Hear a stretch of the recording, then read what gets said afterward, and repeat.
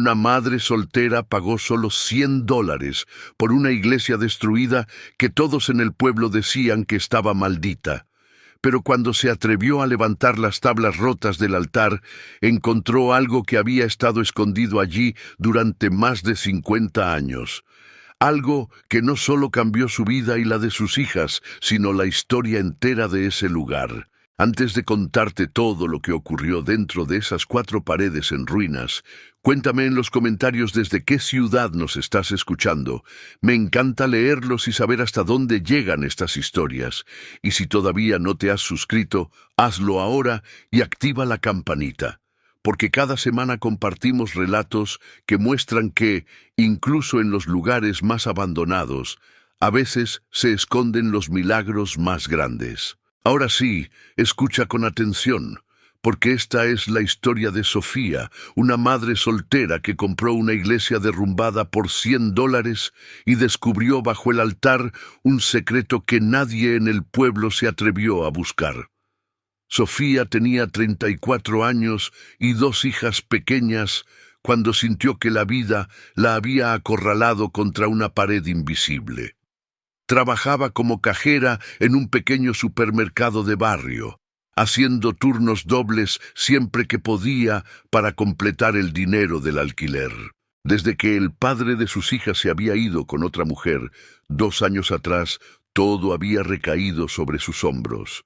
Las cuentas, la comida, la escuela, los zapatos que de pronto quedaban pequeños, las noches de fiebre, las tareas, los miedos, los sueños. Vivían las 3 en un departamento mínimo y oscuro en la parte más barata de la ciudad, con paredes tan finas que se escuchaban las peleas de los vecinos como si sucedieran en su propia sala. A veces, cuando llegaba del trabajo y veía a Isabela y a Lucía dormidas las 2 en la misma cama, abrazadas una a la otra por el frío, Sofía sentía un nudo en la garganta y se preguntaba si alguna vez podría ofrecerles algo mejor que esa vida apretada hecha de cuentas atrasadas y promesas pospuestas. Lo que más le dolía no era el cansancio físico, ni siquiera la soledad. Lo que más le dolía era ver cómo sus hijas, tan pequeñas, empezaban a tener miedo del futuro. Una noche, mientras lavaba los platos en la cocina estrecha, escuchó a Isabela susurrarle a su hermana: «Cuando sea grande no quiero tener hijos, Luli, porque es muy difícil como para mamá». Esa frase, dicha con la inocencia brutal de los niños, la atravesó como una flecha. Sofía se secó las manos con el trapo, respiró hondo y se prometió a sí misma que haría lo que fuera para cambiar ese destino, para que sus hijas pudieran asociar la palabra futuro con esperanza y no con miedo. No tenía ahorros, salvo un pequeño sobre escondido en el fondo del armario, donde guardaba cada billete que lograba separar a fin de mes. Era su fondo secreto de milagros, como lo llamaba en broma, aunque en el fondo lo había creado por pura desesperación. Algún día, pensaba, tal vez podría usarse para algo más grande que pagar otra cuenta atrasada. La cantidad era ridícula comparada con los precios de cualquier vivienda en la ciudad, pero era todo lo que tenía. En ese sobre, que había empezado con una sola moneda, ahora había exactamente $100. Los había contado muchas veces, pero siempre que los tocaba, sentía que se escapaban entre sus dedos como si fueran arena. Una tarde de domingo, después de salir de misa en una parroquia lejana a su barrio, porque en el suyo la iglesia del centro llevaba años cerrada, las 3 volvían caminando cuando escucharon a 2 señoras conversar en la esquina. Hablaban de una subasta municipal que se haría la semana siguiente. Una de ellas comentó con tono de burla que ni regalando iban a conseguir que alguien comprara la vieja iglesia de San Miguel, esa que se caía a pedazos en el centro del pueblo vecino. Sofía se detuvo en seco. Isabel la tiró de su mano, confundida, y Lucía chocó con su cintura.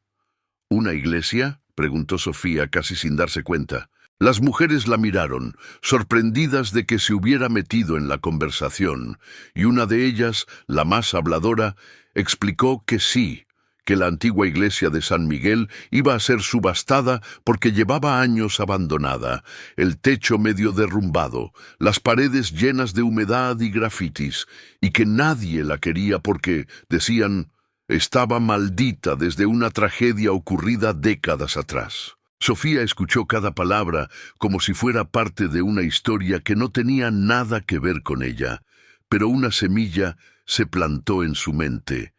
Una iglesia abandonada, un lugar grande, un techo, por más roto que estuviera, seguía siendo un techo. Esa noche casi no durmió. Mientras sus hijas respiraban suavemente a su lado, Sofía imaginaba el interior de esa iglesia, tratando de verla no como ruina, sino como posibilidad. La veía barrida, pintada, reparada poco a poco. Se imaginaba un rincón con colchones, otro con una mesa para hacer tareas, tal vez una cocina improvisada. Soñó despierta con vitrales iluminados por el sol de la mañana, con las risas de sus hijas resonando donde antes solo había ecos de silencio y abandono. Al día siguiente, durante su descanso en el supermercado, buscó en su celular la información sobre la subasta municipal. Efectivamente, la vieja iglesia de San Miguel estaba en la lista de propiedades a rematar. Precio base, $100. Sofía sintió un escalofrío recorrerle la espalda. $100. Exactamente la cantidad que tenía en su fondo secreto de milagros. Leyó y releyó esa cifra como si los números fueran a cambiar de un momento a otro. Su mente intentó ser lógica. Aunque la comprara, ¿qué haría con un edificio en ruinas? ¿De dónde sacaría dinero para repararlo? ¿Cómo trasladaría a sus hijas hasta ese pueblo? ¿Y si realmente estaba maldito, como decían los rumores? Pero otra voz, más profunda y antigua, la empujaba en otra dirección. Nadie compra una iglesia por $100 todos los días, Sofía. Y tú pediste un milagro. Durante toda la semana, la lucha entre el miedo y la esperanza se libró dentro de ella. Contó el dinero una y otra vez. Pensó en usarlo para pagar la deuda de luz, en comprar un colchón nuevo para las niñas, en arreglar la gotera del techo del departamento. Pero cada vez que imaginaba gastar ese dinero en algo pequeño y pasajero, sentía que estaba matando algo más grande que estaba a punto de nacer. Se lo contó a su amiga Carla, una compañera de trabajo que la había acompañado en los peores momentos del abandono de Marcos. Carla la miró como si se hubiera vuelto loca. Una iglesia en ruinas, Sofía. ¿Para qué quieres eso? ¿Sabes cuánto cuesta reparar un techo? ¿Sabes lo que te vas a meter encima? Sofía asintió, consciente de todo eso, pero no podía ignorar la pequeña chispa que ardía en su pecho. El día de la subasta llegó con un cielo nublado y un viento frío que parecía anunciar tormenta. Sofía se levantó antes del amanecer, preparó el desayuno para las niñas y las dejó al cuidado de la señora Marta, la vecina del piso de abajo, que a veces las cuidaba cuando Sofía tenía que trabajar extra. Tomó el sobre con los $100 y lo guardó en el bolsillo interno de su chaqueta. Mientras subía al autobús que la llevaría al pueblo de San Miguel, sus manos temblaban. Se preguntó 1000 veces qué estaba haciendo. Podría dar media vuelta, irse al trabajo, fingir que nada de esto había pasado y seguir con su vida tal como era. Pero algo dentro de ella, una mezcla de fe, terquedad y desesperación, no se lo permitía. La subasta se realizó en un salón austero del Ayuntamiento de San Miguel. Sofía llegó y se sentó en la última fila, observando a los demás asistentes. La mayoría eran hombres de mediana edad con carpetas y trajes gastados, probablemente representantes de pequeñas empresas o inversores locales. Cada lote era anunciado por un funcionario con voz monótona: terrenos, galpones, casas antiguas. Los precios subían rápido, muy por encima de lo que Sofía jamás podría pagar. Empezó a pensar que había sido una locura ir hasta allí. ¿Qué estaba imaginando? que la vida le iba a regalar una iglesia por $100 solo porque ella la necesitaba. Cuando anunciaron el lote correspondiente a la iglesia de San Miguel, algunos se removieron incómodos en sus asientos. El funcionario leyó la descripción: edificación religiosa abandonada, conocida como Iglesia de San Miguel, estructura principal con alto grado de deterioro, techo parcial derrumbado, sin servicios básicos, antecedentes de vandalismo, precio base $100. Hubo risas apagadas en la sala. Uno de los hombres murmuró algo sobre fantasmas y otro respondió que ni aunque se la regalaran la querría. El funcionario esperó unos segundos y preguntó: «¿Alguien ofrece $100?» Un silencio espeso llenó el salón. Sofía sintió que el corazón le martillaba en el pecho. Levantó la mano.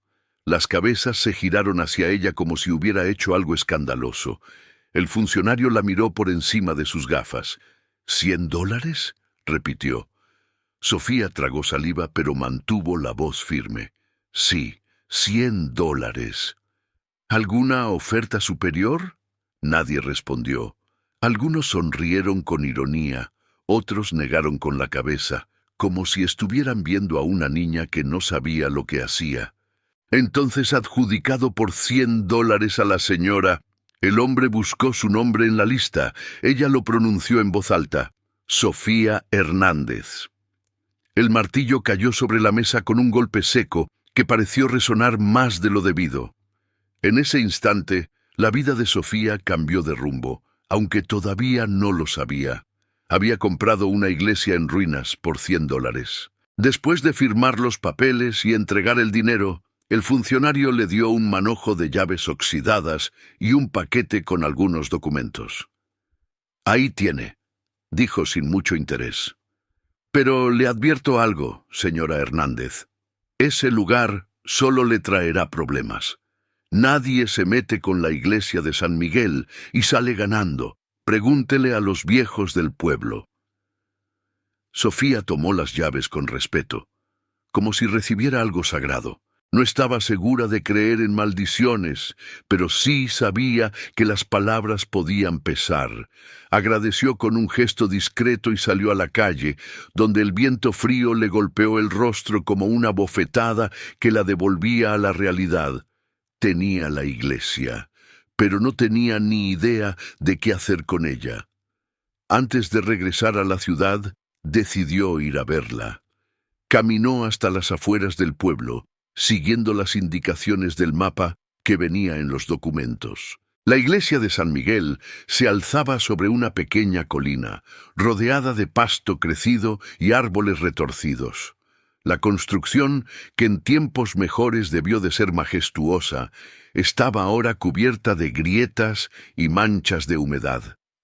Parte del techo se había derrumbado, dejando ver el esqueleto de madera podrida. Las puertas de madera estaban entreabiertas y colgaban torcidas de sus bisagras. El campanario, en lo alto, tenía la campana oxidada y rota. Sofía se detuvo a unos metros de la entrada y respiró hondo. Hubo un momento en que casi se dio la vuelta, pero había algo en esa imagen de decadencia que la conmovía profundamente, como si viera su propia vida reflejada, rota, descuidada, pero todavía en pie. Empujó la puerta con esfuerzo y entró. Un olor a polvo, humedad y madera vieja la recibió. Dentro, la luz del atardecer se filtraba por los agujeros del techo, formando columnas doradas que atravesaban el aire cargado de partículas. El suelo estaba lleno de escombros, bancos rotos, restos de velas derretidas y vidrios de vitrales quebrados. El altar, al fondo, se mantenía de pie, pero las tablas que lo rodeaban estaban hinchadas por la humedad y cubiertas de moho. Pese a todo, había una belleza triste en ese lugar. Sofía caminó con cuidado, esquivando pedazos de techo caído, y se acercó al altar.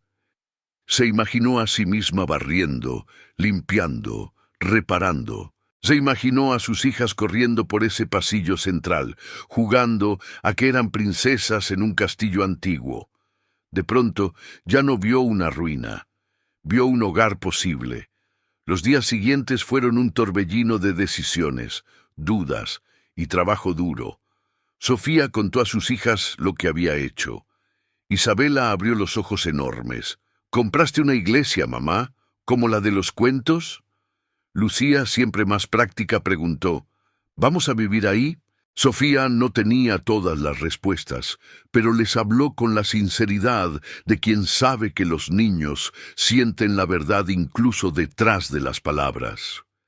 Todavía no sé cómo lo vamos a hacer, pero sí sé esto.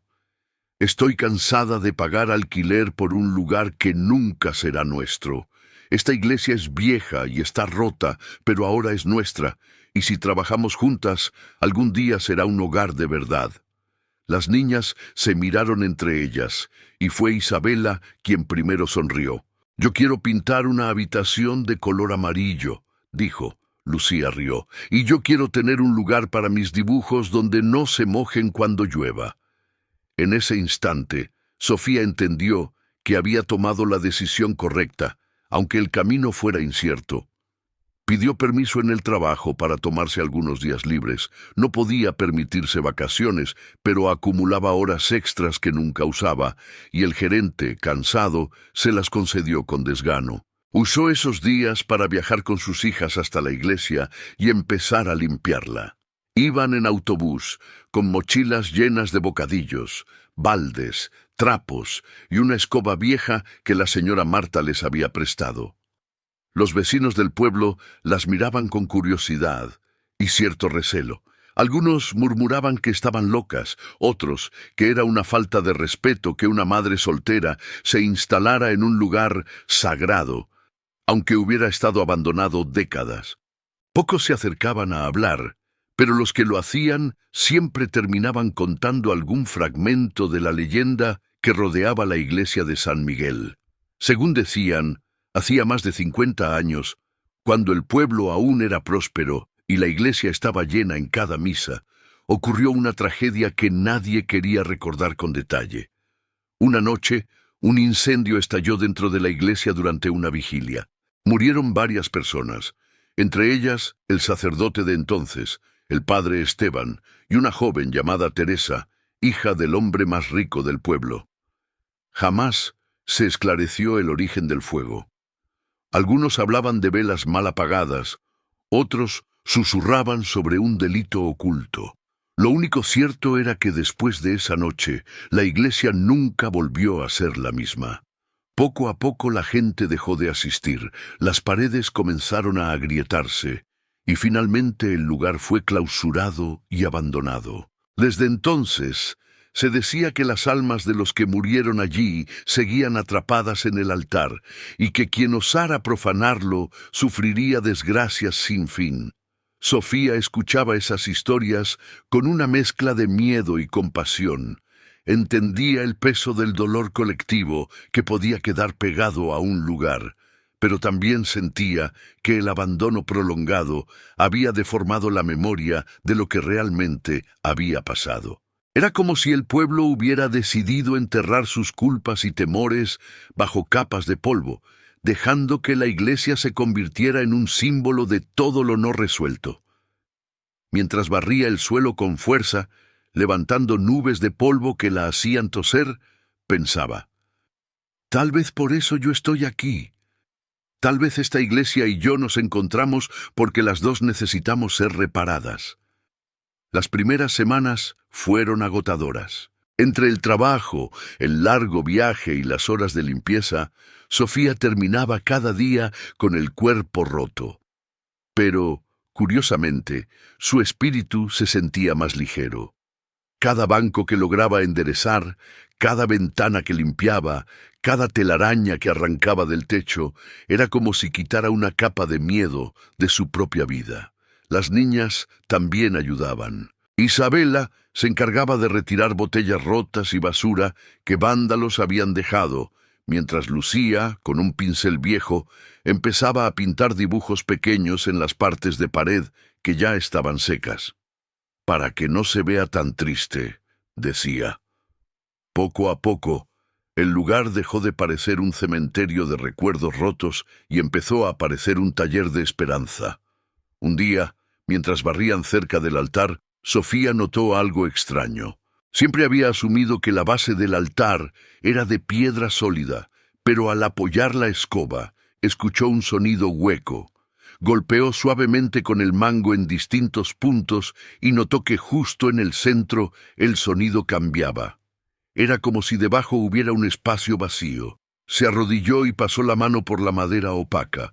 Vio entonces una pequeña línea recta, casi imperceptible, que formaba un rectángulo del tamaño de una tapa. Estaba tan cubierta de polvo y moho que a simple vista no se veía. Llamó a Isabela para que le sostuviera una linterna mientras ella examinaba con más detalle. Efectivamente, había algo ahí, una suerte de trampilla cuidadosamente encajada.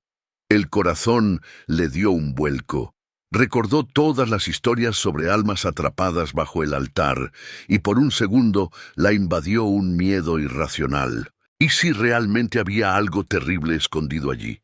¿Y si abrirlo era tentar a la desgracia? Pero también recordó que era dueña de ese lugar ahora, que si quería convertirlo en un hogar seguro para sus hijas, tenía que conocer todos sus secretos, por oscuros que fueran.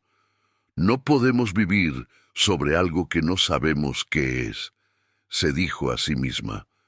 Buscó una espátula de metal en la caja de herramientas improvisada y empezó a hacer palanca en los bordes de la trampilla. La madera crujió, resistiéndose al principio, luego cediendo a regañadientes. Cuando finalmente logró levantar la tapa, una bocanada de aire frío y denso emergió del hueco, trayendo consigo el olor antiguo de papeles guardados demasiado tiempo. No había huesos, como su imaginación más oscura había susurrado en un instante de pánico. Lo que había era una caja de metal, del tamaño de un cofre mediano, cubierta de polvo pero sorprendentemente intacta. El corazón de Sofía latía tan fuerte que le zumbaban los oídos. Isabela la miraba con los ojos desorbitados, sujetando la linterna con manos temblorosas. «Mamá, ¿qué es eso?», susurró. Sofía tragó saliva.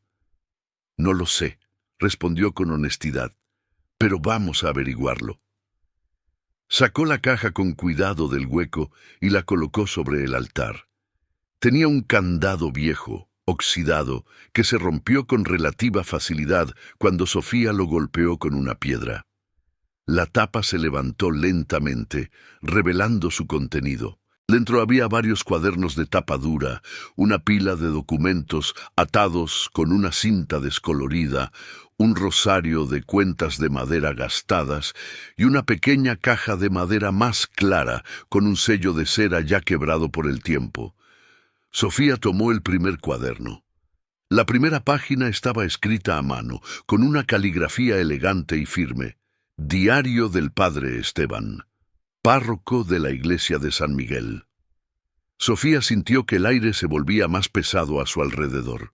Había encontrado literalmente la voz del hombre al que todos en el pueblo recordaban vagamente como el cura que murió en el incendio. Se sentó en uno de los bancos semiarreglados, con Isabela a su lado, y comenzó a leer.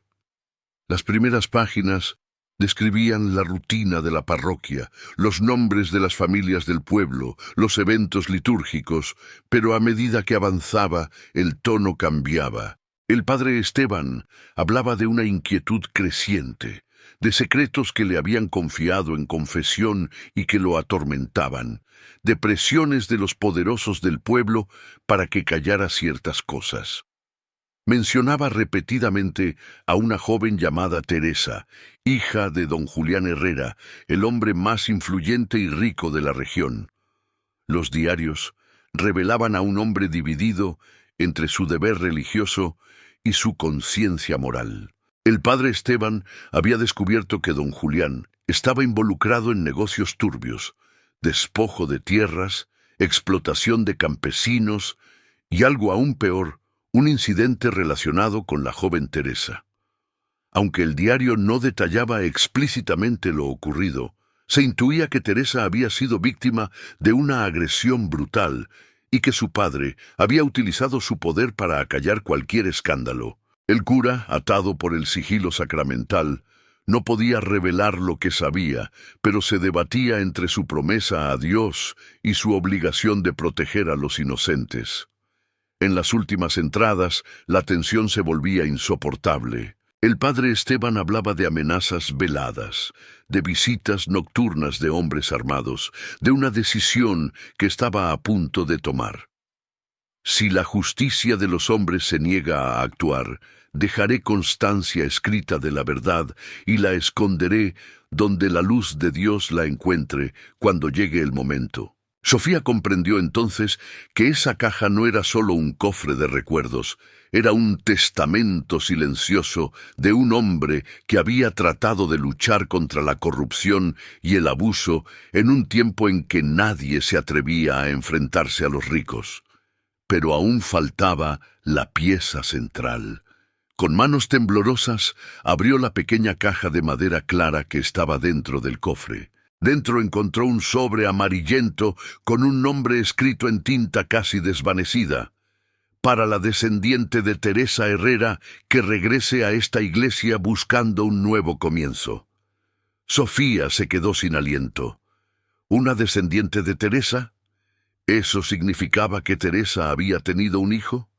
Y que ese hijo o hija o alguien de su linaje acabaría regresando décadas después a este lugar. Durante un largo rato no se atrevió a abrir el sobre. Sentía que estaba a punto de cruzar una puerta invisible. Isabela la observaba, confundida pero fascinada. ¿Lo vas a leer, mamá?, preguntó en voz baja. Sofía asintió finalmente. Sí, hija, creo que esto es exactamente por lo que Dios nos trajo aquí. Rompió con cuidado el borde del sobre y sacó una carta escrita con la misma letra del diario, pero con un tono aún más personal. El padre Esteban explicaba que antes de la tragedia del incendio, Teresa había huido del pueblo estando embarazada. Había acudido a él buscando refugio, temiendo la furia de su propio padre si se enteraba de que esperaba un hijo de un joven campesino al que don Julián despreciaba. El cura la había ayudado a escapar, dejándole una pequeña cantidad de dinero y una bendición. Nunca volvió a saber de ella, pero rezó cada día por esa vida en camino. Sospechaba que algún día la sangre de Teresa podría regresar a ese lugar. Por eso había decidido guardar en la caja documentos que probaban la corrupción de don Julián, títulos de propiedad falsificados, cartas en las que se veía claramente cómo había despojado a varias familias de sus tierras. Esos papeles, decía el cura, podrían servir en manos correctas para devolver justicia a quienes habían sido despojados. También incluía una pequeña lista de apellidos que, según sus cálculos, podían haber sido adoptados por Teresa si se alejaba del nombre Herrera para protegerse. Uno de esos apellidos, subrayado, era Rojas. Sofía sintió que el mundo se detenía por un segundo. Su apellido de soltera era Sofía Rojas, y el de su madre y el de su abuela. Un escalofrío recorrió su espalda. Era como si, de repente, todos los caminos de su vida la hubieran traído hasta ese punto exacto. Recordó a su abuela materna, una mujer silenciosa que nunca hablaba de su pasado. Recordó que, de niña, una vez la sorprendió llorando mientras sostenía un rosario de madera muy parecido al que ahora estaba sobre el altar. «Son cosas de antes», había dicho la abuela, y jamás volvió a tocar el tema. Sofía nunca supo de dónde venía su familia más allá de esa generación. Ahora, leyendo esa carta, empezó a sospechar que su historia estaba entretejida con la de Teresa y con la de esta iglesia mucho antes de que ella naciera. Pasó las semanas siguientes revisando cada documento, leyendo y releyendo los diarios, tratando de armar el rompecabezas del pasado. Habló con los ancianos del pueblo, quienes al principio se mostraron reacios a recordar, pero poco a poco Al ver la determinación y la sinceridad de Sofía, comenzaron a abrirse. Confirmaron que Teresa había sido una joven muy querida, que don Julián la controlaba de forma feroz, que se rumoreaba un embarazo secreto y una fuga en plena noche. Algunos recordaban haber escuchado, muchos años después, historias de una mujer llamada Teresa Rojas que vivía en otra región, casada con un hombre humilde, con una hija pequeña de ojos verdes. Sofía unió los puntos con una mezcla de asombro y dolor. Esa niña, pensó, podía haber sido su madre, lo que significaba que ella, Sofía, era muy probablemente la bisnieta de Teresa Herrera, la joven cuya vida había sido destrozada por el poder y el silencio. De pronto, la compra de la iglesia por $100 ya no parecía un simple golpe de suerte o una locura impulsiva. Parecía algo mucho más grande, como si la historia, cansada de estar sepultada bajo polvo y superstición, hubiera decidido salir a la luz usando a la persona menos probable.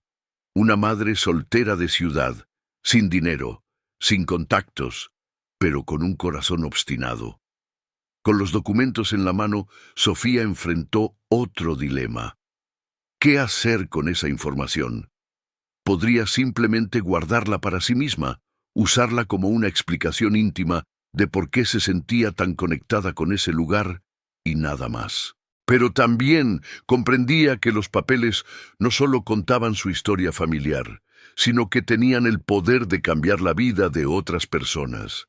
Muchos de los descendientes de las familias despojadas por don Julián seguían viviendo cerca, ahora en condiciones precarias, mientras que los herederos del viejo Herrera, aunque ya no vivían en el pueblo, seguían beneficiándose de las tierras heredadas injustamente. Después de noches sin dormir, tomó una decisión. Se presentó en el ayuntamiento de San Miguel con una carpeta llena de copias de los documentos. Exigió hablar con el alcalde. Al principio, la miraron con desconfianza, como solían mirar a cualquier forastera que se atreviera a levantar la voz. Pero cuando empezó a mostrar los documentos, a explicar su origen, a leer fragmentos de las cartas con fechas, nombres, firmas, la actitud cambió. El alcalde, un hombre de mediana edad, que había crecido escuchando versiones nebulosas de la historia del incendio, se sintió obligado a tomarla en serio. Nombró una comisión para investigar, convocó a abogados, llamó a algunos ancianos del pueblo como testigos. El proceso fue largo y complicado. Los herederos de don Julián, ahora una familia adinerada en la capital, intentaron desde la distancia negar todo y desprestigiar a Sofía, acusándola de querer apropiarse de propiedades ajenas. Pero el peso de los documentos era demasiado fuerte. Había escrituras adulteradas, cartas donde don Julián reconocía en privado lo que negaba en público, incluso registros de pagos a funcionarios corruptos de la época. Todo esto, sumado al testimonio del diario del padre Esteban, formaba una red de pruebas difícil de ignorar. Eventualmente, el caso llegó a un tribunal regional. Se ordenó la revisión de varios títulos de propiedad, y después de meses de audiencias se dictaminó que parte de las tierras debían volver a manos de los descendientes legítimos de las familias despojadas. La noticia corrió como fuego por la región. Por primera vez en décadas, la historia del incendio de la iglesia de San Miguel se habló en voz alta. No como una leyenda de fantasmas, sino como lo que realmente había sido, la culminación trágica de un conflicto de poder, culpa y silencio. Muchos ancianos lloraron al escuchar la sentencia. Algunas familias, que habían pasado generaciones viviendo en la pobreza, ahora recuperaban terrenos que les habían pertenecido una vez. Para ellos, Sofía se convirtió en una especie de heroína involuntaria, la mujer que había encontrado bajo el altar no una maldición, sino una verdad que liberaba. Pero mientras todo eso ocurría, ella seguía enfrentando sus propios desafíos cotidianos. La iglesia, aunque ahora cargada de un nuevo significado, seguía en ruinas. Los documentos no se convertían mágicamente en cemento ni en tejas nuevas. Sin embargo, la historia que había salido a la luz despertó algo en la comunidad. Personas que antes miraban a Sofía con recelo empezaron a acercarse, a ofrecer ayuda. Un albañil mayor se ofreció a reparar gratuitamente parte del techo, en honor al padre Esteban. Dijo: un grupo de mujeres organizó rifas y ventas de comida para comprar materiales. Los jóvenes del pueblo, antes indiferentes, comenzaron a ir los fines de semana a ayudar con la limpieza y la pintura. La iglesia de San Miguel dejó de ser vista como un lugar maldito y empezó a ser mirada como un símbolo de justicia recuperada. Sofía, que al principio solo había querido un techo para sus hijas, se encontró coordinando una especie de proyecto comunitario. Isabela y Lucía corrían entre andamios y baldes de pintura, aprendiendo a mezclar cemento, a lijar madera, a colgar cortinas. Hubo días de cansancio extremo, días en los que el dinero no alcanzaba para todo lo que hacía falta, días en los que los viejos temores asomaban otra vez. Pero también hubo momentos de luz pura. La primera vez que volvieron a sonar risas infantiles bajo ese techo, la primera noche en que se encendieron velas en el interior, no como rito religioso, sino como celebración del simple hecho de estar vivos y juntos. Con el tiempo, la iglesia dejó de ser solo la iglesia de San Miguel para convertirse en algo nuevo. Sofía decidió que no volvería a ser un templo como antes, al menos no en el mismo sentido. El pueblo ya tenía otra parroquia activa, y ella respetaba ese espacio. En cambio, propuso que la antigua iglesia se transformara en un centro comunitario y refugio para madres solteras y sus hijos. Un lugar donde nadie tuviera que pasar por las noches de miedo y soledad que ella había conocido también. El alcalde, tocado por la historia y consciente del nuevo significado del edificio, apoyó la idea. Se gestionaron pequeñas subvenciones, se hicieron campañas de donativos. Poco a poco, el sueño tomó forma. A los 2 años de haber comprado la iglesia por $100, Sofía cortó una cinta simbólica en la puerta principal, rodeada de sus hijas, de vecinos, de algunas de las familias que habían recuperado sus tierras gracias a los documentos encontrados bajo el altar. El cartel afuera decía: Casa Teresa. Así había decidido llamarla, en honor a la joven que décadas atrás había sido silenciada por el poder de su propio padre. Ahora su nombre estaría asociado a un lugar donde las mujeres vulnerables encontrarían apoyo, techo y una nueva oportunidad. Dentro había habitaciones sencillas pero limpias, una cocina comunitaria, un salón de actividades donde se daban talleres de oficios, apoyo psicológico, clases de refuerzo escolar para los niños. Isabela, ya casi adolescente, se convirtió en una especie de mentora para los niños más pequeños que llegaban al refugio. Lucía, siempre con su caja de lápices bajo el brazo, pintó murales coloridos en las paredes interiores, ángeles sin rostro que abrazaban a mujeres cansadas, árboles que crecían desde grietas antiguas, manos que se extendían unas a otras. Sofía, por su parte, se encargaba de coordinar, de escuchar historias, de hacer trámites administrativos, de mantener el equilibrio entre el papel de directora y el de madre. A veces, cuando el día terminaba y las luces se apagaban, se quedaba sola unos minutos en el antiguo altar, ahora convertido en una pequeña biblioteca, y acariciaba el borde de la madera bajo la cual había encontrado la caja. Le gustaba pensar que el alma del padre Esteban sonreía, viendo que su decisión de esconder la verdad no había sido en vano. Una tarde de otoño, una mujer mayor llegó a la casa Teresa, apoyada en un bastón, con el rostro surcado de arrugas profundas. Dijo que había viajado desde muy lejos porque había escuchado la historia de la iglesia y quería ver con sus propios ojos lo que se había hecho allí. Se llamaba Ana y resultó ser hija de una antigua amiga de Teresa Rojas, la mujer que Sofía sospechaba que era su abuela. Traía consigo una caja de lata con fotos viejas. Entre ellas había una imagen en blanco y negro de una joven de cabello oscuro y ojos claros, sosteniendo en brazos a un bebé de pocos meses. Detrás, apenas visible, se veía una fachada de casa de campo. En el reverso, una anotación en tinta corrida: Teresa y mi pequeña Elena, 1968. Sofía sintió que las piernas le flaqueaban. Elena era el nombre de su madre. Ana confirmó lo que su corazón ya sabía. Teresa Herrera, que luego se hizo llamar Teresa Rojas para proteger a su hija, había sido efectivamente la abuela de Sofía. Había muerto años atrás sin atreverse nunca a regresar a San Miguel, pero según contaba Ana, había pasado su vida entera con una mezcla de amor y miedo hacia ese lugar. Tenía el rosario de madera siempre en la mano. Hablaba poco de su pasado, pero a veces, en las noches de invierno, susurraba que algún día la verdad saldrá a la luz, aunque yo ya no esté para verlo.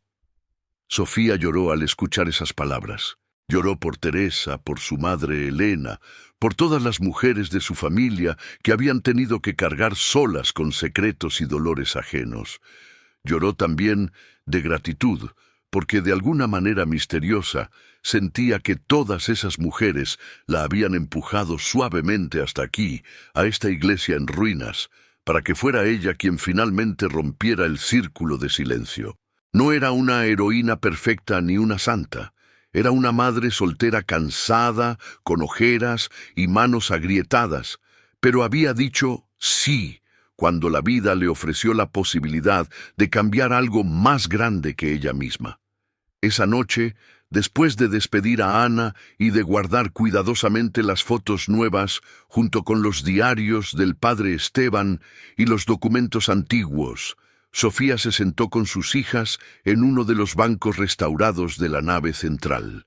La luz cálida de las lámparas caía sobre sus rostros en tonos suaves. Isabella, que ya entendía mucho más de lo que aparentaba, le tomó la mano. «Mamá, si no hubieras comprado esta iglesia, nada de esto habría pasado, ¿verdad?» Sofía sonrió con tristeza y orgullo. «No, hija, probablemente no. ¿Y tú, te arrepientes de que hayamos venido aquí?» Isabella negó con la cabeza. «No, a veces es difícil, pero siento que este lugar es nuestro, como si nos hubiera estado esperando». Lucía, que escuchaba en silencio, agregó: «Y ahora otras mamás y niños también tienen un lugar. Es como si la iglesia se hubiera despertado». Sofía miró hacia el techo, donde los agujeros habían sido reparados, y ahora solo se veían vigas firmes y tablones nuevos. Recordó la primera vez que entró, con miedo de que le cayera una viga encima. Recordó el olor a humedad, las sombras, el silencio pesado de algo olvidado. Ahora, en cambio, se escuchaban pasos, risas, ollas en la cocina, puertas que se abrían y cerraban, canciones infantiles en alguna habitación. Pensó en cómo una decisión aparentemente irracional, comprar una iglesia en ruinas por $100, había desencadenado una cadena de acontecimientos que nadie habría podido predecir. No solo había encontrado un hogar para sus hijas, había descubierto la historia oculta de su familia, había devuelto justicia a gente que ni siquiera conocía, había transformado un símbolo de tragedia en un refugio de esperanza.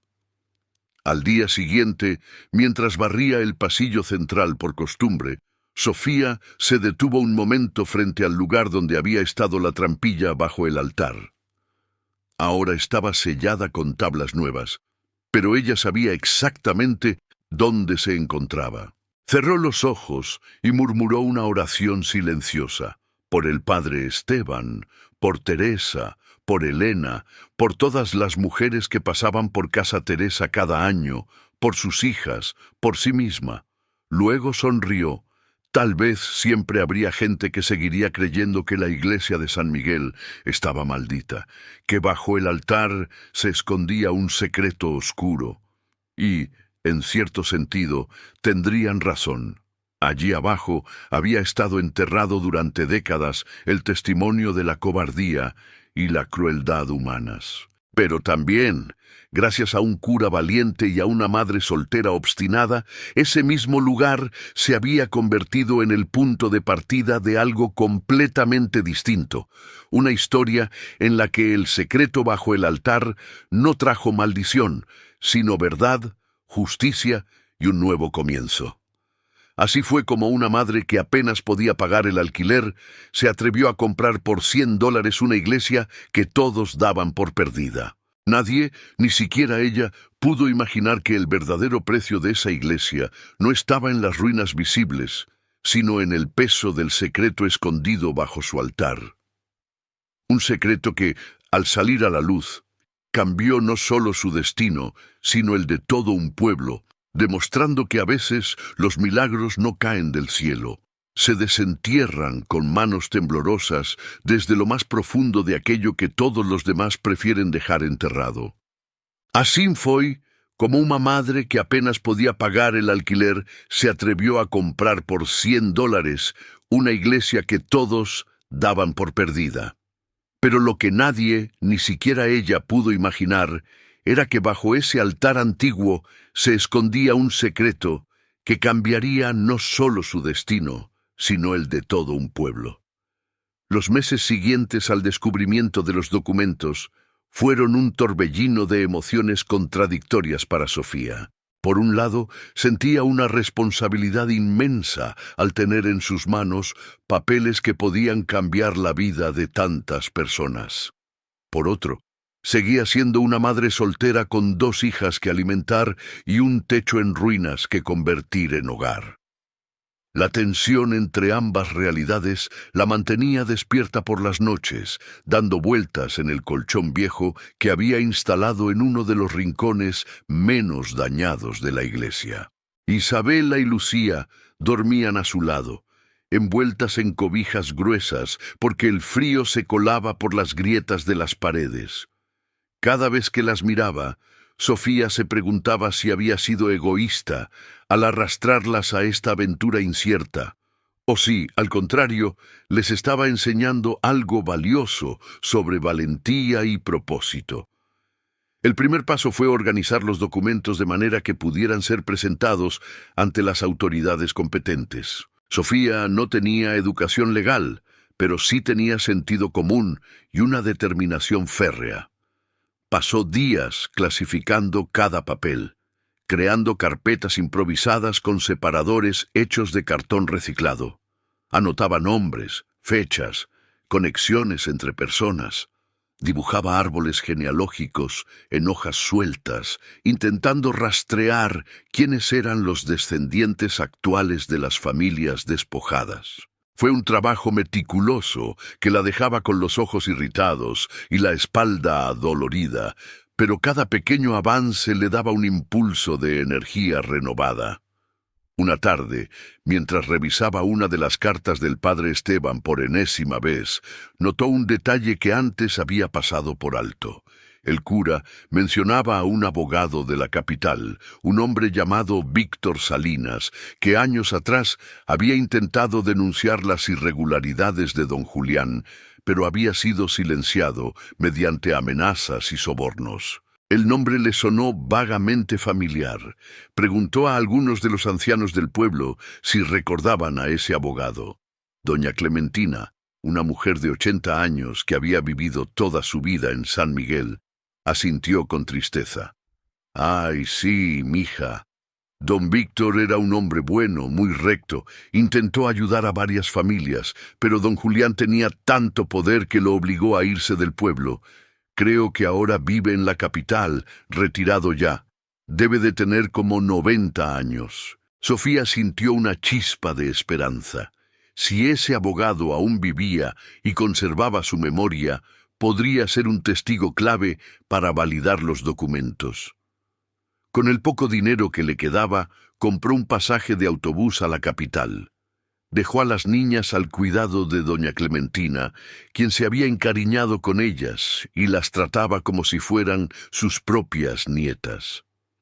El viaje duró 5 horas, a través de carreteras sinuosas y paisajes montañosos. Sofía aprovechó el tiempo para repasar mentalmente lo que diría. No tenía cita previa, ni siquiera sabía si encontraría al hombre, pero algo en su interior le decía que tenía que intentarlo.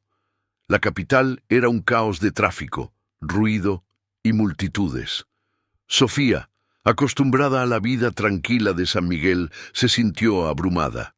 Preguntó a varias personas hasta que finalmente encontró la dirección de Víctor Salinas en un edificio modesto de apartamentos. Subió 3 pisos por escaleras estrechas y tocó la puerta con el corazón en la garganta. Una mujer mayor abrió, mirándola con desconfianza. Era la esposa de Víctor. Sofía se presentó con respeto, explicó brevemente el motivo de su visita. La mujer frunció el ceño. Mi esposo ya no ve a nadie. Está enfermo, tiene la memoria frágil. No quiero que lo molesten con historias del pasado. Pero antes de que cerrara la puerta, una voz débil desde el interior preguntó: ¿Quién es? La esposa suspiró y dejó pasar a Sofía.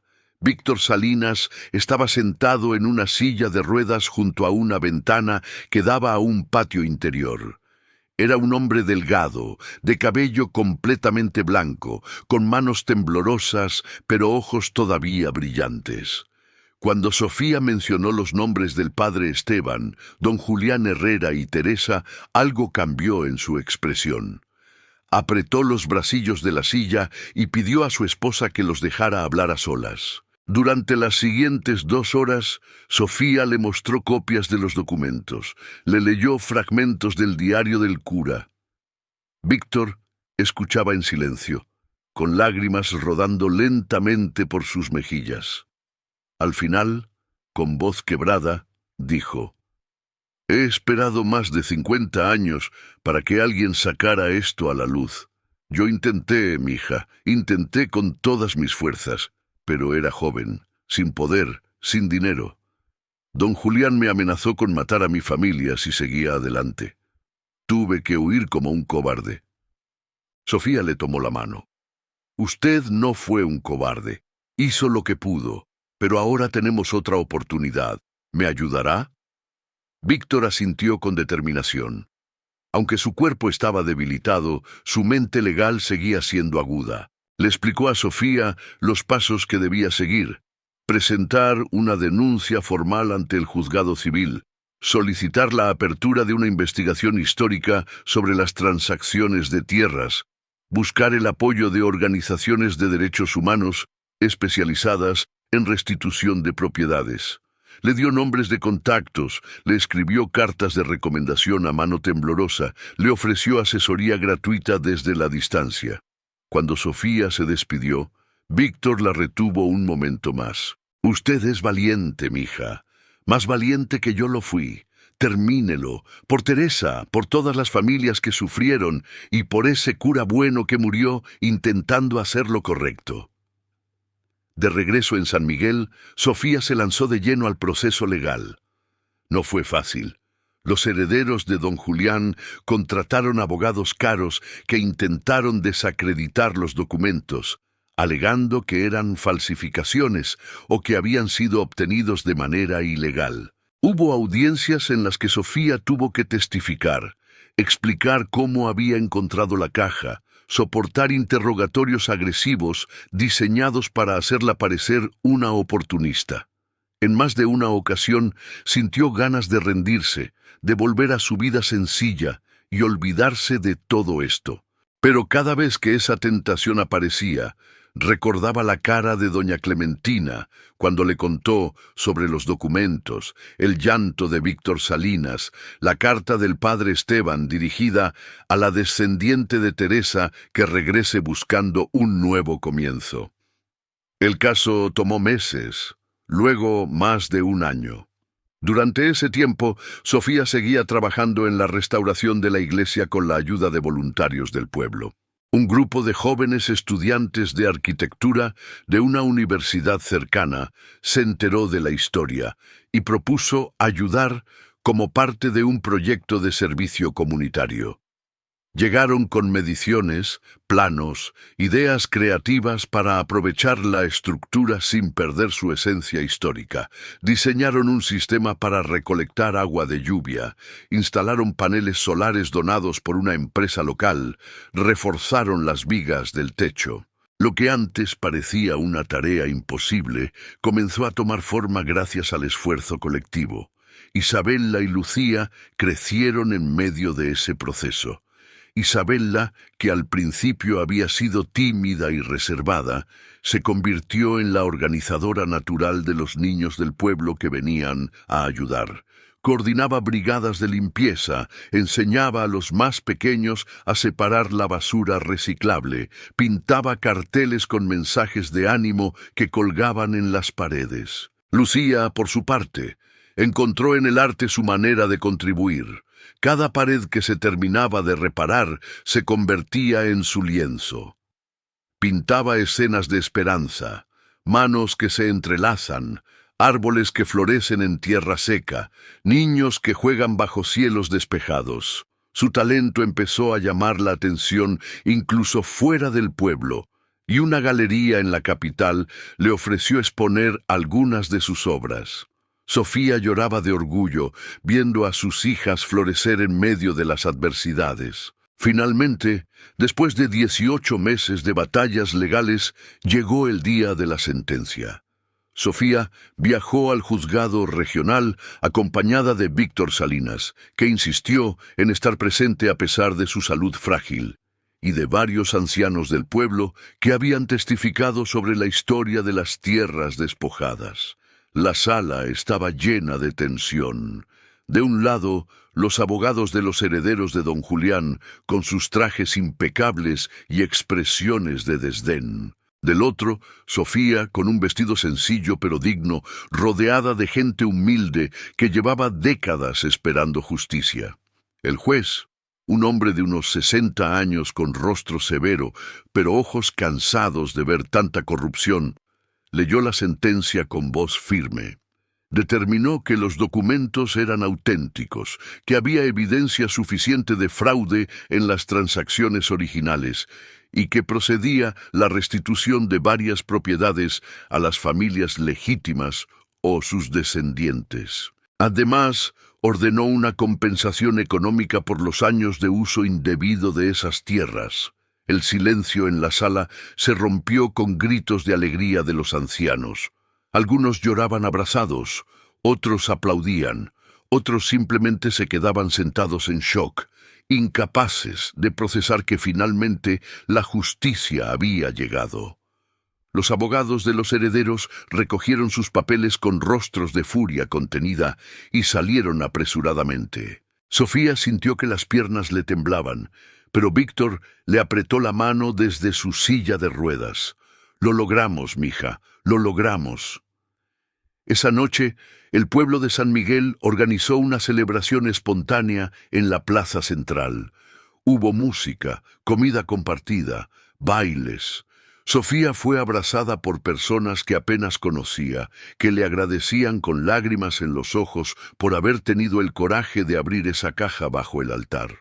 Pero para Sofía, la verdadera recompensa no estaba en los agradecimientos ni en la atención mediática que el caso había generado. Estaba en ver cómo, poco a poco, la iglesia de San Miguel dejaba de ser un símbolo de tragedia para convertirse en algo nuevo. Con parte de las compensaciones económicas que las familias recibieron, varias de ellas donaron recursos para terminar la restauración de la iglesia. Otros aportaron materiales, mano de obra, tiempo. En menos de 2 años desde aquel día en que Sofía había levantado la trampilla del altar, la iglesia estaba completamente transformada. El techo ya no tenía agujeros. Las paredes habían sido reforzadas, limpiadas y pintadas en tonos cálidos. Los vitrales rotos fueron reemplazados por otros nuevos, diseñados por Lucía con ayuda de un artesano local. Mostraban escenas no de santos tradicionales, sino de mujeres trabajadoras, niños jugando, familias unidas. El altar, por supuesto, fue tratado con respeto especial. Sofía decidió no sellarlo completamente. En su lugar, colocó sobre él una placa de bronce con las palabras: «Aquí se escondió la verdad para que un día pudiera ser encontrada». En memoria del padre Esteban y de Teresa Herrera, quienes sufrieron en silencio pero sembraron semillas de justicia. Cuando llegó el momento de decidir qué hacer con el edificio restaurado, Sofía convocó una asamblea comunitaria. Presentó su idea: convertir la iglesia en un centro de apoyo para madres solteras y sus hijos. Un lugar donde mujeres en situaciones vulnerables pudieran encontrar refugio temporal, asesoría legal, apoyo emocional, capacitación laboral. Lo llamaría Casa Teresa, en honor a su bisabuela. La propuesta fue recibida con aplausos.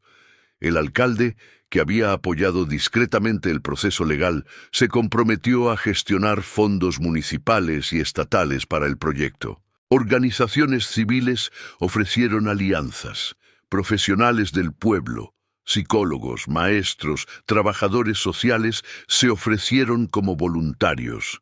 La inauguración de Casa Teresa se realizó un sábado soleado de primavera.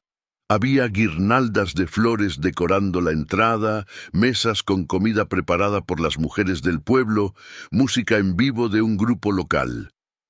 Víctor Salinas, ya muy anciano y débil, fue traído en su silla de ruedas para cortar la cinta simbólica junto con Sofía y sus hijas. Las cámaras de un canal regional registraron el momento. Cuando le preguntaron a Sofía cómo se sentía, ella respondió con sencillez: «Siento que finalmente entiendo por qué compré esta iglesia. No fue casualidad. Fue porque había algo aquí que necesitaba salir a la luz, y yo fui el instrumento para que eso pasara». Los primeros meses de funcionamiento de Casa Teresa fueron de aprendizaje constante. Llegaron 3 madres con sus hijos, todas en situaciones desesperadas. Una huyendo de violencia doméstica, otra recién despedida de su trabajo y sin familia que la apoyara. La tercera embarazada y abandonada por su pareja. Sofía las recibió personalmente, les mostró las habitaciones sencillas pero limpias, les explicó las reglas básicas de convivencia. No era un hotel ni un asilo. Era un espacio de transición donde podían recuperar fuerzas, hacer planes, recibir ayuda para encontrar empleo o continuar estudios. Isabela, que para entonces tenía casi 14 años, se convirtió en una hermana mayor para los niños que llegaban. Los ayudaba con las tareas escolares, organizaba juegos en el patio trasero de la iglesia, que ahora era un jardín con columpios hechos de materiales reciclados. Lucía pintaba murales en las habitaciones según los gustos de cada familia. Mariposas para una niña de 6 años, estrellas para un niño de 10. Las mujeres que pasaban por Casa Teresa salían transformadas. Algunas encontraban trabajo en el pueblo y se quedaban cerca. Otras regresaban a sus ciudades de origen, pero con nuevas herramientas y esperanza renovada. Todas, sin excepción, hablaban de Sofía como una salvadora. Pero Sofía rechazaba ese título. «Yo no soy salvadora de nadie», decía. «Yo también fui salvada. Esta iglesia me salvó a mí tanto como yo la salvé a ella». Y era verdad. Porque en el proceso de restaurar ese edificio en ruinas, Sofía había restaurado también su propia vida. Ya no era la mujer asustada que vivía en un departamento oscuro, contando monedas para el alquiler. Era una líder comunitaria, una madre orgullosa, una mujer con propósito claro. Seguía siendo pobre en términos materiales, pero rica en conexiones humanas, en satisfacción personal, en la certeza de estar haciendo algo que importaba. Con el tiempo, Casa Teresa ganó reconocimiento más allá de la región. Medios nacionales llegaron a hacer reportajes. Una organización internacional de apoyo a mujeres les otorgó un pequeño subsidio para expandir sus servicios. Se construyó una segunda ala en el terreno trasero de la iglesia, con más habitaciones y un salón de usos múltiples donde se impartían talleres de costura, panadería, computación básica. El proyecto creció, pero siempre manteniendo su esencia, ser un lugar donde las mujeres no solo recibían caridad, sino respeto, dignidad y herramientas para reconstruir sus vidas. Pasaron 5 años desde aquel día en que Sofía pagó $100 por una iglesia en ruinas. Isabela ya era una joven de 19 años, estudiando trabajo social en una universidad pública, con la intención de regresar a Casa Teresa para profesionalizar su gestión.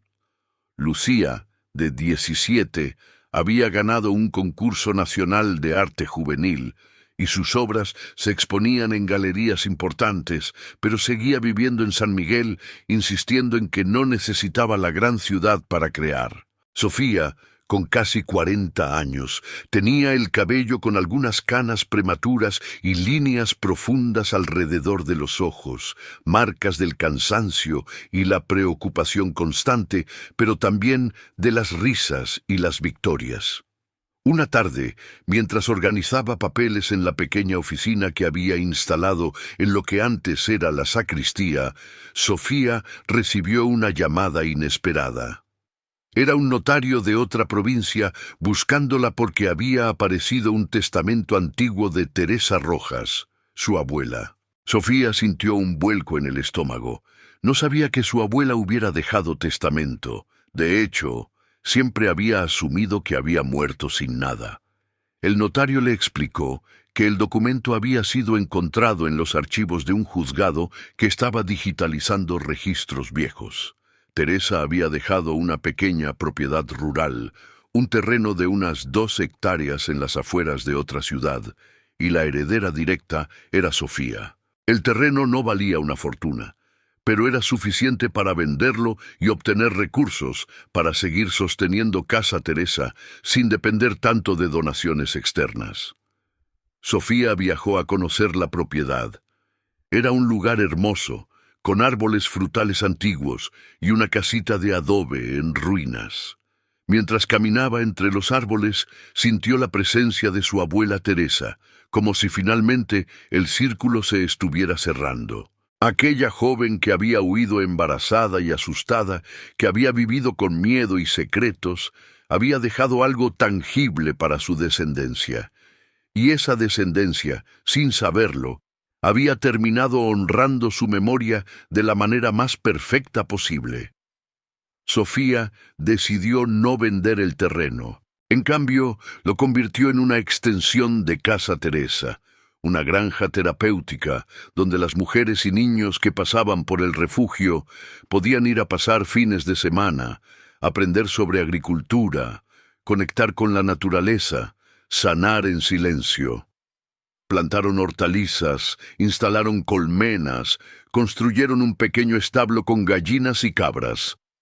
Los niños amaban ir allí y las madres encontraban en el trabajo con la tierra una forma de meditar y procesar sus traumas. La historia de Sofía y la iglesia de San Miguel se volvió legendaria en la región. Se escribieron artículos, se hicieron documentales cortos, estudiantes universitarios la entrevistaban para sus tesis. Pero para ella, lo más importante no era la fama ni el reconocimiento. Era ver cada mañana el rostro de una mujer que llegaba rota y semanas después salía con la cabeza en alto. Era escuchar las risas de los niños jugando en un lugar que antes solo conocía ecos de silencio. Era saber que el secreto bajo el altar, en lugar de traer maldición, había traído justicia, sanación y un nuevo comienzo para tantas vidas. Víctor Salinas murió a los 93 años, en paz, sabiendo que finalmente la lucha que había abandonado por miedo había sido terminada por alguien más valiente. En su funeral, Sofía habló con el corazón en la mano sobre el hombre que le había dado las herramientas legales para pelear, pero también la confirmación de que incluso los que parecen derrotados pueden, décadas después, ver la victoria a través de otros. El bastón que Víctor usaba fue donado a Casa Teresa y colgado en la entrada como símbolo de que los ancianos pasan el testigo, pero la lucha continúa. Así, una madre soltera que compró una iglesia en ruinas por $100 terminó no solo encontrando un hogar para sus hijas, sino desenterrando la verdad enterrada de un pueblo, devolviendo tierras a familias despojadas y creando un refugio que cambiaría la vida de cientos de mujeres y niños en los años venideros. El altar que escondía el secreto ya no guardaba cajas polvorientas, sino flores frescas que los visitantes dejaban en honor al padre Esteban, a Teresa y a todas las almas valientes que eligieron la verdad sobre el silencio, incluso cuando el precio parecía demasiado alto.